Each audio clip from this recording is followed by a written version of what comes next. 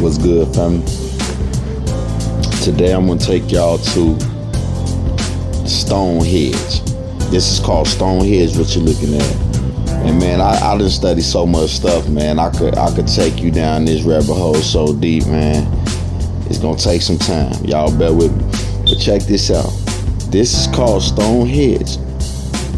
And if you listen to these liars that are our teachers, preachers, etc., they would tell you that this is just some stuff they set up here. This is just a stone monument. Nah, that's not what this is, man. I done studied all the stones on here. They are numbered. These are what I have been showing you to be petrified mud fossils. This is one of them. One of the stones. That's a petrified face of a man inside this stone. Squint your eyes. Squint your eyes till they like barely open, and you can see what I'm saying. But this isn't the face that I want you to see. We finna examine this next stone right here. From the front, you can't really make out what this stone truly is and what's encased inside of this stone. But I have been studying this for quite some time, and I put this out about 2 years ago, but we're going in full detail today, because when I flip this stone from an angle, you're going to be able to see that this is a serum bean. You see those beans that I teach about? Nobody teaches about these beans. I'm the first person I ever seen teaching this. This is a serum beast encased in this stone. The serum beast is what we would call Pan or Baphomet, a demon, a devil. Look at the horns on this creature here. You can see the eye sockets, and you can also see both of his arms and his hands right above his chest area. Look at those arms and the hand in the chest area, right up below the nose and the chin. This is a serum being that walked the earth.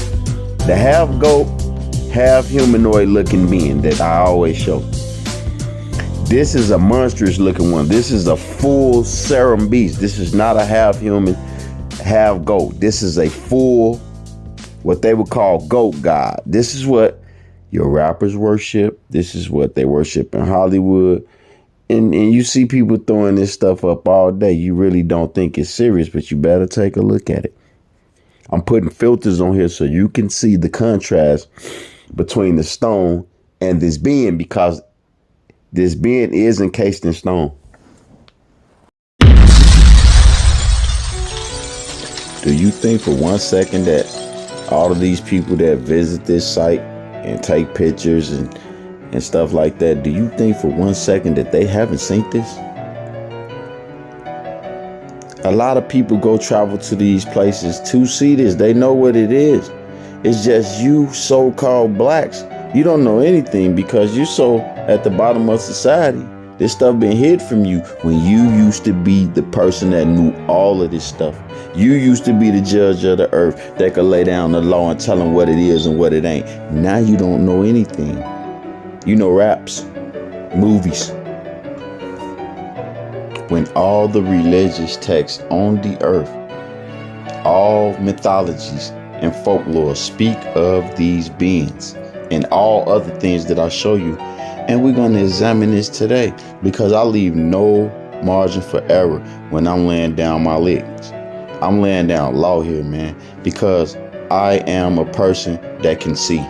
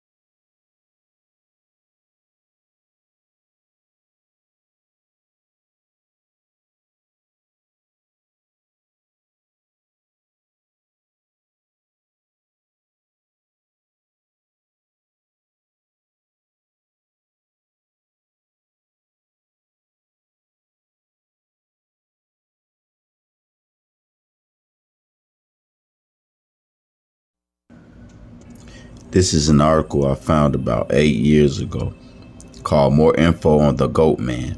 And it was about this goat man you see standing behind these three guys. And they said that this was their Uncle Mortimer.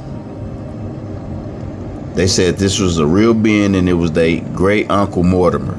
Now you let that sink in, okay? After what I just showed you in stone. If it was cast in stone, it lived and walked the earth. And if you looking at this picture here, what does that tell you? They still here.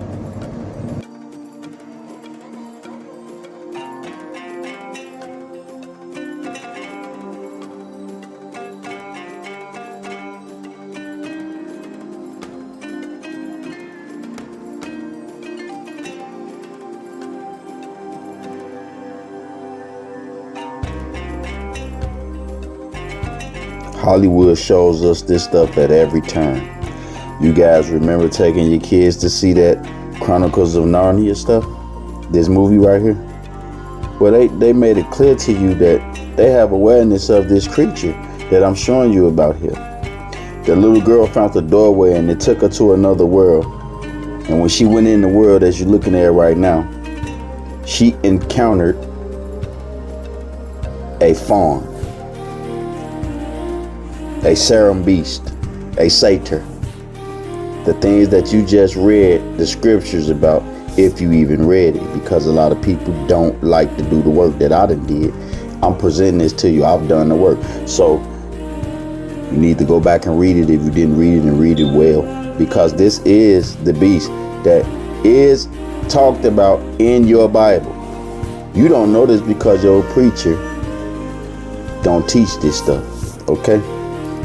He'll overlook this stuff, and if you present it to him, you might get kicked out the church. Trust me.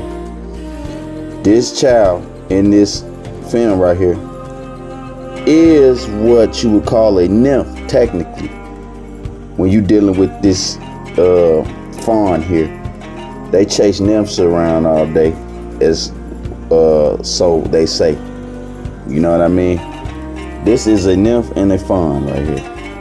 They present this stuff to you as sci-fi movies and stuff like this, but this is some part of their culture. This is some part of their origin. It's too obvious to anybody that took the time that I've taken to study this in depth and be able to present it with precision. She met this goat in the woods somewhere. And then the crazy part about this movie is this fawn ends up taking this child back to his house, gave her a drink or something, started playing the flute, and she passed out. And when she woke up, this creep crying and telling this child, "I've done something terrible." Check it out. And after he tell her he done something terrible, he tell her that he was kidnapping her. But he had a change of heart and takes her back to the woods and lets her go. That's pedophilia to me. That's signs of pedophilia, because Pan is a pedophile. Pan is a lustful, drunken god of rape. Look this up. Pan is the god of rape. Let that sink in. You know, the Christian church didn't come against this movie. This is a Luciferian movie. Pan is a devil. He's a devil. And if you think I'm playing, we're going to go to the Hebrew text and look up what the name of a satyr is, a satyr, a fawn, what the origin of this word means. For all of you guys that don't understand what these folks be showing us and why they showing it to us and what it means and how it's important to them, I'm gonna show you today, because this is a satyr, a fawn, a serum beast of the field that the Bible talks about, the he-goat.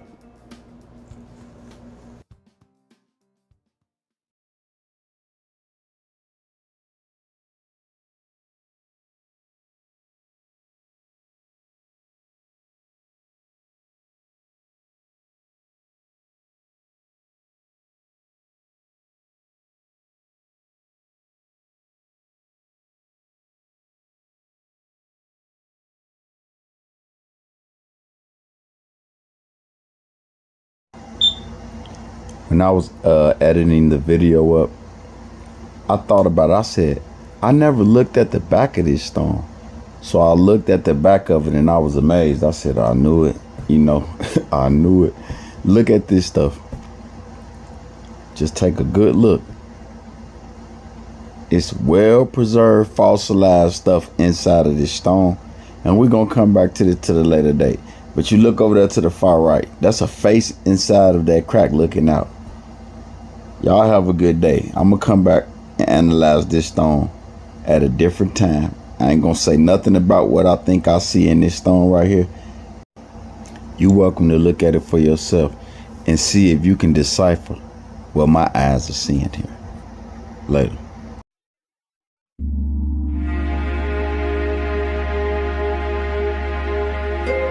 Thank you.